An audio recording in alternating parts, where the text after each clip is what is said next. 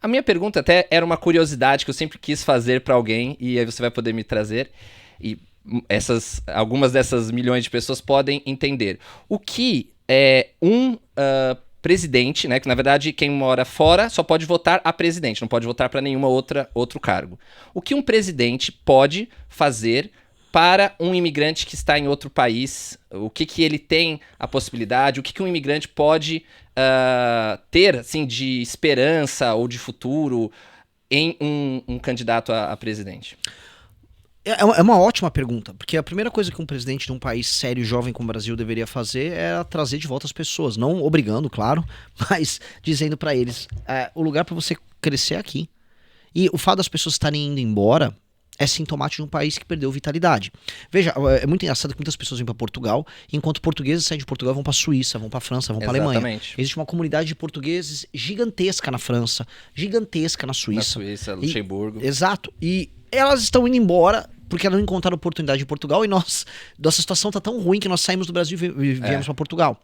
Então, é sintoma gigantesco, não só de que nós não temos vitalidade no Brasil, ou seja, a economia não cresce, as oportunidades não vêm, como mesmo quando você tem, a vida é ruim. Uhum. O que faz uma pessoa que eventualmente ganha bem no Brasil a não querer morar no Brasil? Eu vejo pessoas que trabalham, têm salários de 15, 20 mil reais, loucas para ir embora do Brasil. Conheço essas pessoas. E por quê? Porque a experiência de viver numa cidade no Brasil é muito ruim. As ruas no Brasil são sujas, elas são pichadas, os espaços de convivência urbano são destruídos, são tomados por moradores de rua, a grama na pracinha. Eu tô falando das coisas pequenas, antes de chegar num assaltante. Claro. Pra gente pegar como a experiência de viver no Brasil é ruim.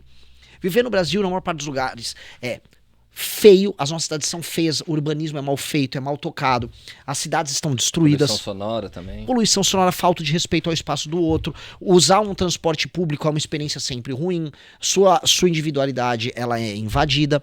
Então tudo isso, né, a gente naturaliza, porque a favelização é um estado de espírito. E a gente vai se favelizando, não só o morador da favela, a gente vai se favelizando no trato. A gente vai ouvir o cara que leva uma caixinha de som pra ouvir um funk dentro de um ônibus. E a gente passa a achar que isso é natural. Todas essas pequenas coisas vão se somando e vão brutalizando o brasileiro, vão tirando a sensibilidade do brasileiro e tornando o brasileiro uma pessoa que lida com a animalização. E aí quando ele tem um choque de ir pra fora do Brasil e ver que não precisa ser assim, é brutal. E quando eu digo que é brutal, eu peço pros brasileiros que estão nos assistindo, que estão no Brasil, fazendo essa experiência. Eu não tenho dinheiro. Vá um dia pra Argentina, economiza um dinheirinho. Só pra Argentina já dá pra ver uma diferença. Você vai ficar chocado. Não tenho dinheiro. Vai pro Uruguai. Uhum. Você vai ficar chocado.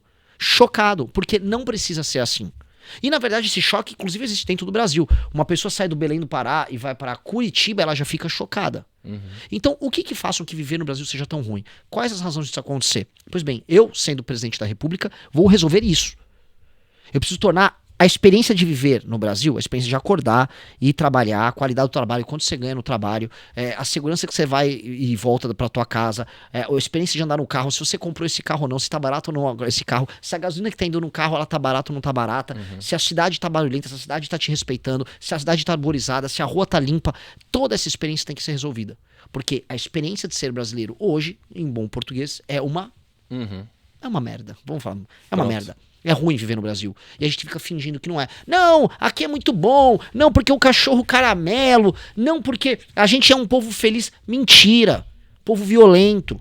Um povo que fica fingindo, se iludindo de que tá tudo bem. Que é a grande ilusão carioca. Tá todo mundo dançando no carnaval. Tô dançando. Tá dançando com o quê, meu amigo? Milhares de pessoas estão morrendo todos os meses por conta do crime organizado. São milhares todos os meses. Rio de Janeiro é um lugar violento. A sua cidade tá tomada pelo Comando Vermelho. Você tá se iludindo. Na França havia uma doença que as pessoas ficaram loucas na Idade Média, elas ficaram dançando até morrer. Ficaram dançando. Foi um surto coletivo. E caíram e morreram.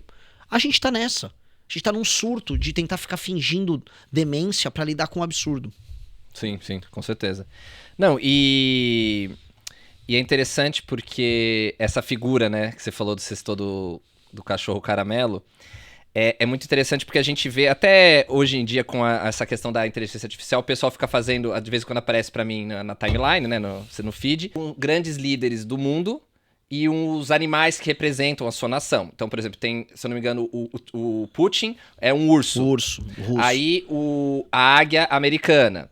E A Inglaterra, seu leão, que é o exatamente. famoso. E aí, será que o animal que representa o brasileiro é um cachorro caramelo? É um cachorro abandonado. E por mais que as pessoas simpatizem, não, Renan, a gente gosta do cachorro caramelo porque toda a família pobre brasileira conhece um cachorro. Meu amigo, nada contra o cachorrinho. Eu amo cachorros, eu já adotei cachorros caramelo. Sim. Nada contra o cachorro, que é um animal santo, é um animal magnífico. É patrimônio tombado. É um patrimônio tombado. Agora, a autoimagem que nós criamos, querendo ou não, é similar à dele. É de alguém que se adapta ao absurdo. É alguém que sobrevive no erro. Nós não temos que nos adaptar ao absurdo. Nós temos que buscar a grandeza. E só os povos que buscam grandeza que mandam. O Brasil, ele finge ter uma grandeza. E aí quando o brasileiro quer falar da grandeza, vai falar, futebol. Não, a gente tem muitas praias. Fica esse conversa de praia.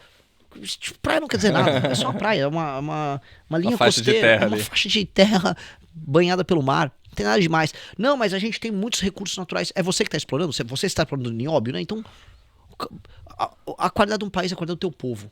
E quando o teu povo aceita de maneira passiva ser pequeno, ele será pequeno.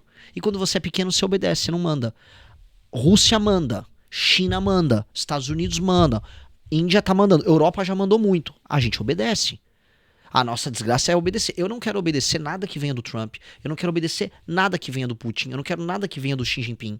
Nada que venha do Modi. Eu quero mandar. Eu quero sentar na mesa com eles. Só que hoje eu não tenho condição de sentar na mesa com eles. Porque nós tomamos decisões que nos tornam pequenos.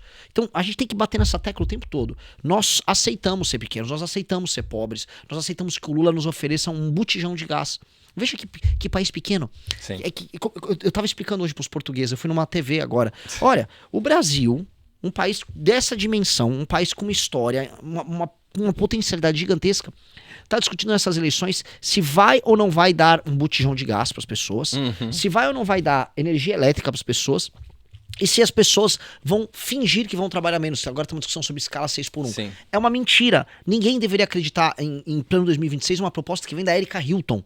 Mas a direita está discutindo, e a direita está votando a favor da proposta da Erika Hilton, de diminuir a escala de trabalho, que vai trazer um prejuízo de mais de 200 bilhões por ano. Sim. Que vai pegar uma indústria combalida e já vai jogar no buraco. É uma loucura isso. Os brasileiros estão já fazendo jornadas de quase 7 dias por semana, com Uber, com iFood, porque eles estão precisando pagar suas contas e sustentar suas famílias.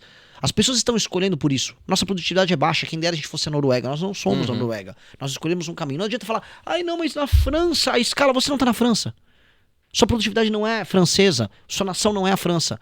Você apenas vai tornar a vida para quem trabalha e para quem produz mais cara e vai gerar desemprego e informalidade.